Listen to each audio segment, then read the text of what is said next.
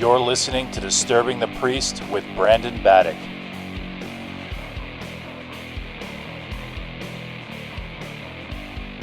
Believe it or not, Injustice for All is actually one of my favorite Metallica albums, if not my favorite Metallica album, which is kind of a hot take and probably the hottest take on this podcast. But I love how technical the album is.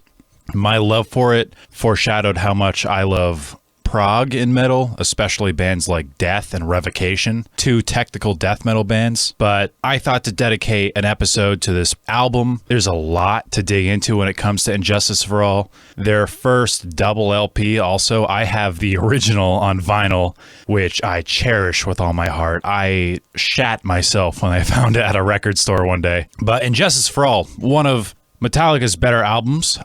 Before I get into it, I just want to get out of the way that this is really my last week at college, and tomorrow is my last radio show here ever, which is a pretty big deal. I love doing my radio show here at WMLN, and it's really sad that it's coming to an end. I have a show here, Into the Void, every Tuesday from 7 to 9, where I really just play metal. I play a lot of Metallica, a lot of Megadeth, the Big Four, some early metal, some classic metal, but it was a lot of fun. I love doing it. I'm doing like a 4-hour episode of it tomorrow, so I'm excited about it. But I thought, why not talk about Injustice for All for this podcast? I've wanted to touch on this album, and I have talked about it on my radio show. I did think about doing a album review, reviewing this record, which I guess I can try to do, but I really don't believe people should review albums that they have a personal connection with, because you're obviously going to be biased, you know? It's like if I was going to review Abbey Road or Dark Side of the Moon. Like, it's kind of hard because of how much influence those albums have had on my life, and I pretty much grew up with those records, so it's hard. And I will review records, but I'm going to review new records that come out, records that I haven't listened to all my life. You know, like, how could I even review Paranoid? But so if we look at Metallica and the history of the band and like what the band really is, Kill 'Em All is their debut. Dave Mustard Stain. We also have Cliff Burton, Lars, and James Hetfield. Killer lineup. Of course, in making that album, Dave Mustaine was fired from the band and formed Megadeth, which will be an episode on its own. But the band went forward with Kirk Hammett, and they put out Kill 'Em All, which has a lot of punk elements, has a lot of early thrash elements, just a very fast album. They try their hand at a ballad on their next album, Ride the Lightning, which is one of my favorites. I know I feel like I'm saying that about every one of these records, but I remember putting that in my car for the first time. I talked about it on the last episode, but Fight Fire with Fire, For Whom the Bell Tolls, the title track, Trapped Under Ice, They Try Their Hand at a Ballad, Fade to Black, Call of Cthulhu, just an excellent record. It's at that point where you're like, how could this band get any better? Like, they're already one of the number one thrash metal bands out. Just a fantastic record. So amazing. Pretty good mix, too. Awesome vocals by James Hetfield. Some of the nastiest riffs in the game at the time. Then after, boom, Master of Puppets. Oh my God. Honestly, Metallica's peak. We'll just leave it at that. And then, unfortunately, after that album release, the band went on tour. The band were hanging out in the tour bus as it was on the highway, I believe. They were all playing cards, all four of them. The loser had to sleep on the top bunk, and the loser came to be Cliff Burton, so he had the top bunk for the night. I'm not sure if the van hit black ice or what, but the tour bus flipped. Cliff Burton was launched out the window and crushed by the bus, which killed him. It really affected the band. I honestly think it was kind of disrespectful how fast they looked for a new bassist. It also really affected Dave Mustaine. He wrote a whole song about it, In My Darkest Hour. But that death is really important when talking about their next record. Their fourth studio album, Injustice for All, which came out on September 7th in 1988 on Elektra Records, their fourth studio album. First album without Cliff, but they have a new bassist, which will later regret being a bassist, Jason Newsted, who was their new replacement for a pretty long time. This was his first album with the band. The band hazed him pretty bad, really bad. There's a story that they all went out to dinner and the check was, like a 4-digit thing, massive. They all planned to sneak out one by one until it was just Jason at the table and he had to pay the check. I don't think he actually paid for it, but that's just one of the things. They put hot sauce in his food. Like, this dude was just completely tortured. He even said in an interview once that he never felt like a part of the band, ever. He always felt like the replacement. He also felt like he never got respect from James Hetfield at all. If anything, this album should be called And Justice for Jason because of how abused he was, as well as how little representation he got on this record, as well as how he was treated when recording this record. So when recording this album, Jason actually recorded all his bass parts in one day, but with no other band members present. So not only was he abused, but he was isolated as well. So even the recording process of this album was very unkind to Jason. The album art is really cool, and it's actually a concept by Lars and James, which was later made into the art. And I think the album art to this record is fantastic. One of my favorite Metallica cover arts. So when making this album, the band wanted the record to have like a garage feel to it, and you can definitely hear that in the mix. The album mix on this record is one of the most controversial out of any metal record I can think of. There are some, but this is way up there. So first of all, the bass on this record is non-existent. You can barely hear it. I recently watched an interview with the guy who mixed a lot of this record, and he talks about having a vision for this album. Like, he loves Metallica. He still does.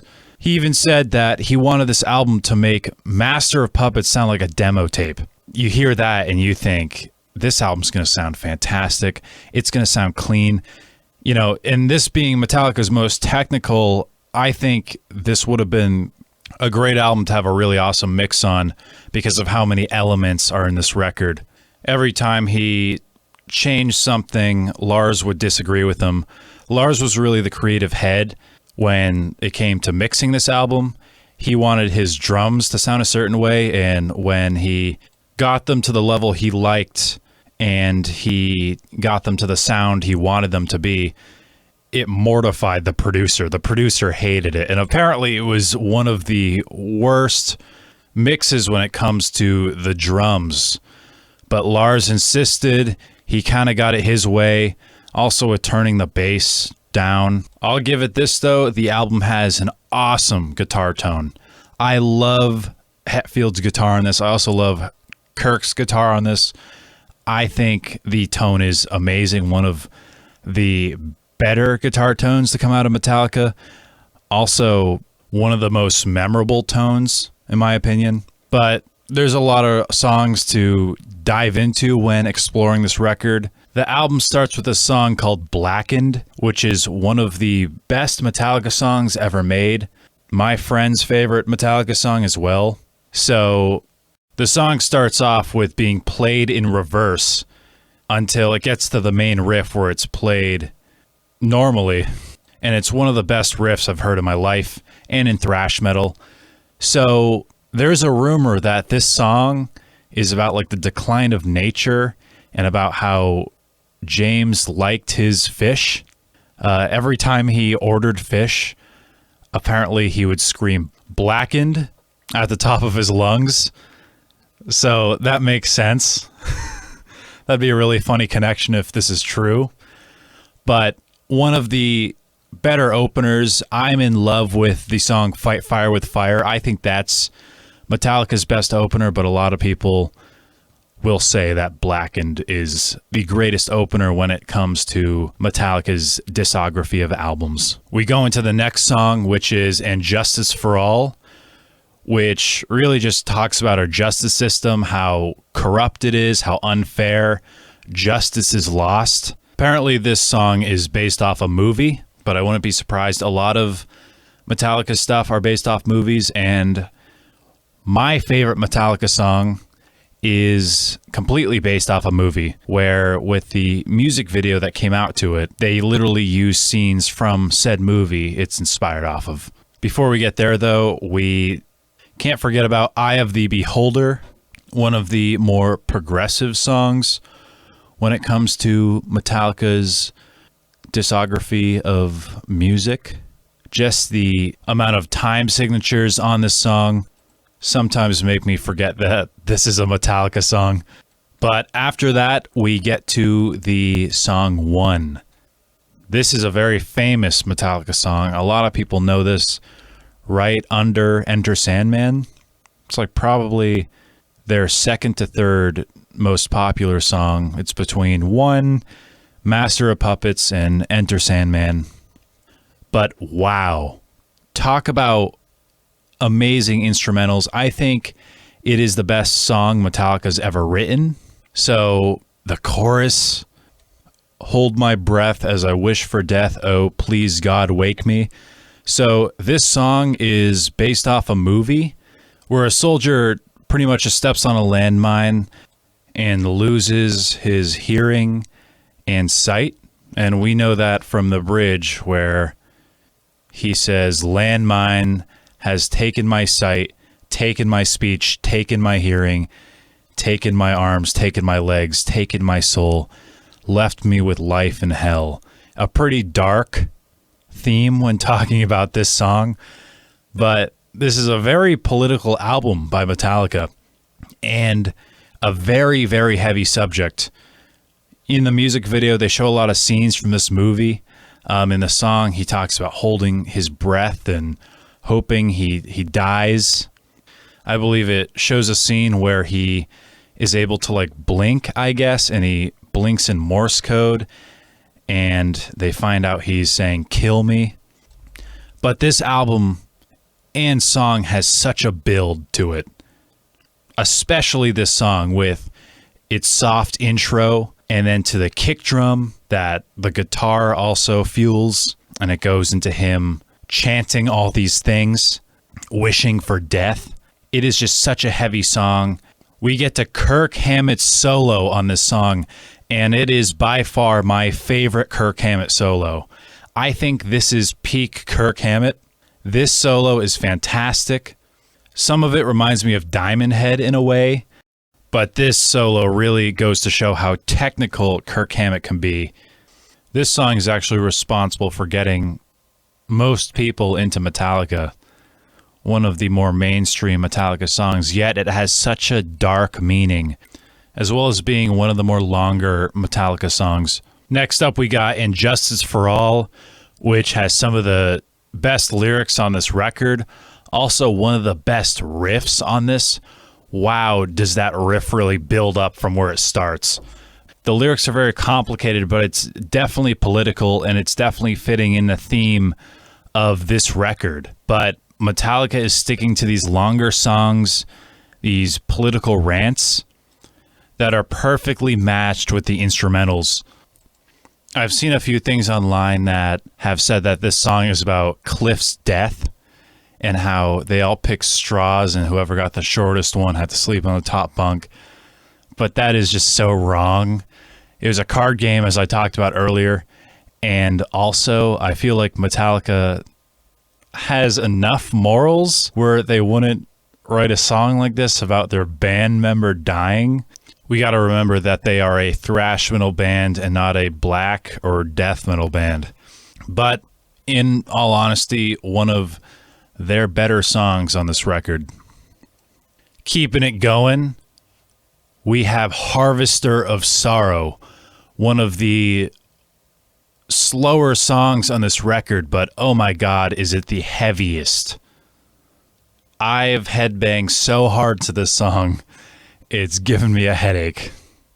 So the song is pretty much about a man who suffers abuse during his childhood and talking about his past traumas and how they still haunt him. Apparently, Kirk Hammett had kind of a tough upbringing, and this song is most likely commentary on Kirk Hammett's childhood. Metallica is definitely keeping with their very dark themes by touching upon the topics of domestic violence and just overall abuse in this song, and definitely talks about the effects trauma can have on anybody and how they linger and stick with you throughout your adult life. After that, we have one of the worst Metallica songs ever written, The Frayed Ends of Sanity. Probably the worst lyrics and very interesting stylistic choices when it comes to vocals. So the song starts out with a chant, which is later translated into the guitar. Lyrically, the song follows a singer who kind of is on the brink of losing his mind, which is really interesting in how it's portrayed instrumentally. The Frayed Ends of Sanity is kind of a famous Metallica song, not in its quality, but in the fact that Metallica would never play it live for the longest time. They would actually tease this song a lot and just kind of play the intro to it and then just not play it until there was a poll where fans can vote on what song they wanted to see played live. Lars has actually come out to say that this is his most hated Metallica song, and I can see why, and I do kind of agree with him. I personally think that some of the worst Metallica comes out of Saint Anger and Lulu. Lulu is the album that Metallica did with Lou Reed, which is pretty awful, but at the same time very avant-garde. A lot of people believe that that album will become a cult classic, and it will kind of be a Captain Beefheart, Trout Mask replica type album in the future, and people are going to really begin to appreciate it, where right now it's hated by mostly everybody. Just Metallica's guitar tone and riffs, which surround Lou Reed's vocals, just doesn't work at all, in my opinion. And James Hetfield screaming, "I am the table." Just what? It's so memeable, too. It's just such a joke of an album. I think it was just Lou Reed trolling people and just saying screw it. I definitely think it's an album to not forget, but it definitely happened. We'll see if in 40 years this becomes a legendary album, as a lot of people are predicting. But for now, it's quite a mess.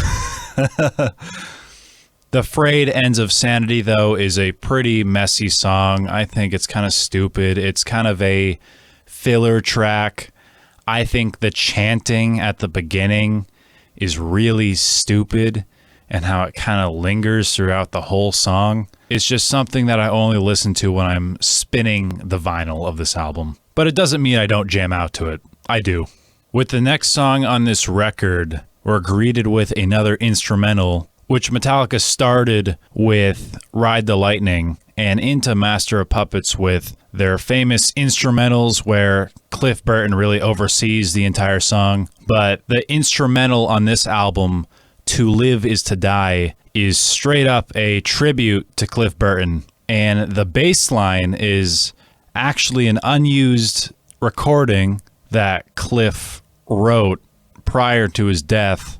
The name of the song, To Live Is to Die, is also marked on Cliff Burton's grave and is the last credited song when it comes to his print on Metallica.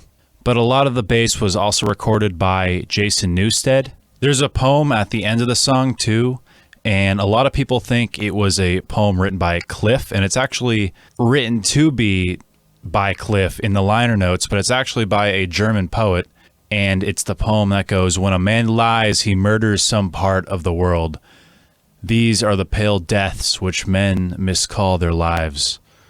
A very fitting poem when when it comes to the theme of this album, this song is a fantastic tribute to Cliff Burton and one of the best songs on this album. Again, this is another song that Metallica didn't play live for a really long time, but that changed in 2011 when it was performed in its entirety for the first time ever as a part of the 30 Years of Metallica Festival. But in the past, when on the And Justice for All tour, they would kind of tease this song. They would play some riffs from it, some melodies for it, but they would never play the whole thing until recently in 2011. So you would hear that song and assume that that would be the last song on the album, but it isn't.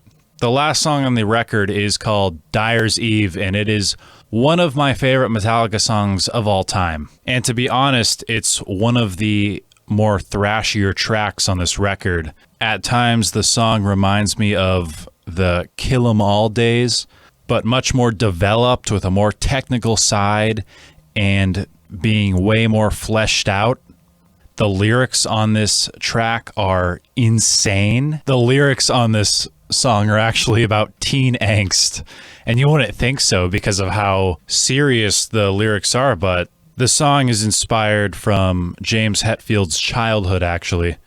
James Hetfield's father left when he was young, and his mom died of cancer when he was 16, and with his mother's beliefs of alienation and isolating, James always felt cocooned and trapped, where he just wanted to be free and just do as he wanted. And this song is the embodiment of those feelings. And the reason we know this is because he actually talked about it in an interview. James Hetfield says that there's a lot to blame in that song. The song was about being in a cocoon, and now that I'm out on my own, oh my God, is the world shocking to me. I don't know how to deal with this stuff. I don't know how to deal with grief, poverty, confrontation. How do you live on your own after father leaving and mother dying? What a way to send off this record with such an emotional song with such powerful lyrics. I think it's one of the best songs when we're talking about Metallica's full discography. Very, very underrated. One of their most underrated songs. One of their more faster songs. There's just so much to unpack on this record.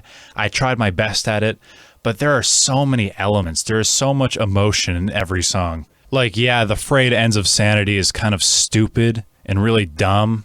Every time I hear that chanting in the beginning of the song, I kind of cringe a little bit. But even that song was the most requested song to be played live at one point.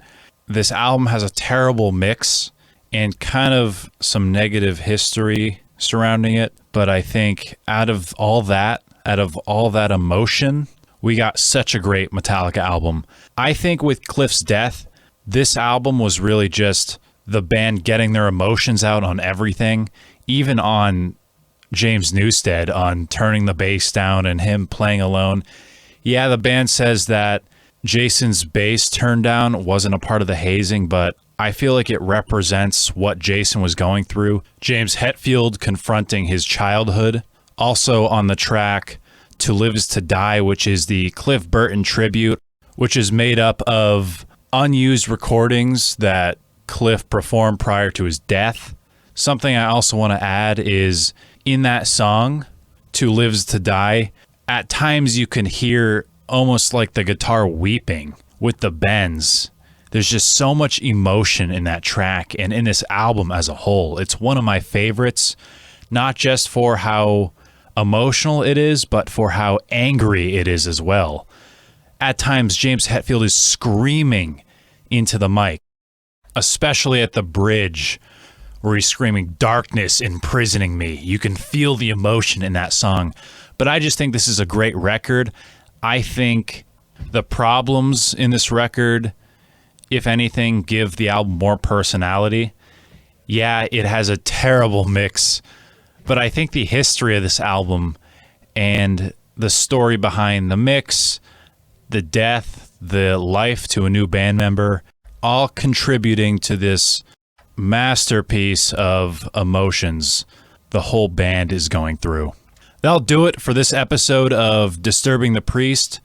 Thanks for listening. I'm Brandon Baddock. Make sure to follow us on Instagram and Facebook at Disturbing the Priest, a heavy metal podcast. And I hope to see you guys on the next episode.